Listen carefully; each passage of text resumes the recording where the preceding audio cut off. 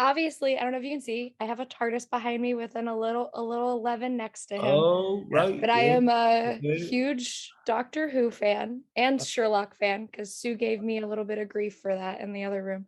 All But right. so watching The Time Traveler's Wife, I already kind of knew that you were inspired by this, but seeing how many elements kind of play into this, it's really cool to kind of watch the uh the Time Traveler's Wife as a fan of Doctor Who. And so, Stephen, for you, I wanted to know, what was that like getting to do the teleplay of something that clearly has had an impact on you?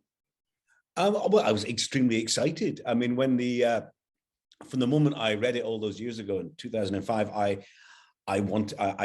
had views on how that story should be told, but I didn't have the kind of profile then to be the person who did it. But I loved the story, and obviously, as you know, I wrote it into Doctor Who as the girl in the fireplace, and then a bit as River Song, and then I had the Doctor keep his spare TARDIS key inside a copy of the Time Traveler's Wife, and all that nonsense. So. But there's only an element of the Time Traveler's Wife you can do in Doctor Who. Doctor Who's big mad story of an insane space adventurer. That's not the same thing as who loves time traveling. Henry doesn't want to time travel, and he wants to go home to Claire and be in love and live his best life. Which the thing that most of us do. His adventure isn't solving crimes or stopping aliens. It's his adventure is being in love with Claire.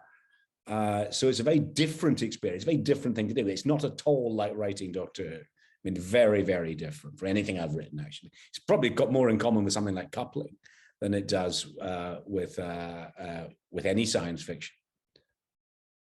Yeah, and I think, David, I do have to say, you directed an episode of television that destroyed me as a human being with Game of Thrones, because Rob Stark was my favorite.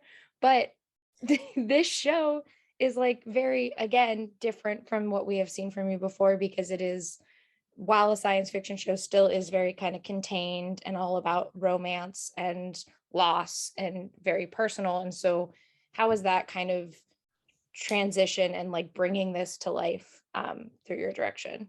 Well, it's interesting. I approach every project I do the exact same way. I read the script. I first of all have to kind of fall in love with it. And when I fall in love with it, then I let the script in a sense be my Bible. And also I relate everything to reality, because no matter what I'm watching or what I'm making, there has to be a sense of reality there. Because to me, the audience is all about experiencing that reality, because it makes them more connected with the material and involves them so much more. And I also try to remember that Stanley Kubrick used to say that after reading a chapter in a book, he'd write down his first impression. And for me, it was about what my first impression was when I read each of these screenplays. And to me, it was about hanging on to that, because that's all the audience ever gets. And I think that we're very fortunate to have such an amazing story that, there are so many elements to this script that I've tried to put in other shows that I've done. And this one, basically, they were all right there in front of me. And so I also feel that science fiction audiences and people who love science fiction are so caught up in those worlds that it affects them personally. It matters to them. It really matters. And I think that, to me, it's about living up to that, because I'm a huge fan of the fans of science fiction, because I think it really moves them. And to me, that's what it's all about. Yeah, I was gonna wait till the end to do this, but you kind of segued me into it. I do have to say thank you, Stephen. I lost my dad last year, and one of the things that we loved the most, me, him, and my brother, were all watching Doctor Who together. And so, like, it's really weird kind of doing this today and watching this show, knowing like, oh, my dad would have really liked to kind of I'm see sorry this and to hear hear about that. this. I'm sorry about Thank that. you. Yeah. Well, you gave him a Scottish doctor, so he was very, very excited about There's that. a new Scottish doctor now. Well, I know, but Another one. he would have Four loved him. Scottish doctors. Come on. Because he loved when Peter Capaldi had a Scottish accent. He was like, "Wait, he's Scottish?" And me and my brother were like, "Yes." Yeah. So technically, it was David Tennant, but he wasn't in the And so show. was Sylvester McCoy. Yeah, And well, now he we've didn't got watch Shooty. McCoy, but he watched. Yay to us Scots. The rest Yeah. of you can get in line. Come on.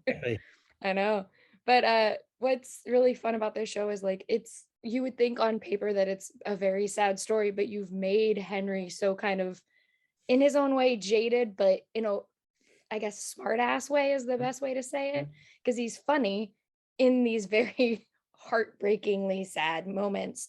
And so what was that kind of like, bringing that aspect of his character into the script? You know, as I keep finding myself saying, humor, we have comedy as human beings to survive heartbreak. It's the software in us that lets us not go mad. So the correct way to handle comedy is to put it right next to drama. You know, it's how, I mean, you laughed talking about your father just there, but that's your tragedy. He's making you smile right now. It's how you deal with it. It's how you deal with those things. It's about as fundamentally human as it is possible to be. To laugh in the face of doom and disaster is to be us, is to be human. That's desperately important, and that's what Henry's like. He knows he's completely screwed. He knows he's going to die, and it's not going to be pleasant. And sometimes when I'm writing it, and when I was reading it, and also when I was writing, I was thinking, oh God, how does Henry put up with the fact that he knows he's going to die? Yeah, you just nodded. So do you. Yeah. So do I. We all know we're going to die, and we're not necessarily going to really enjoy it. It's not, generally speaking, being popular, but we get the hell on with it. You're dancing on the edge of a cliff. You are going to lose your footing, but the music's still going. So what are you going to do? That's it. That's what we are. That's who we are.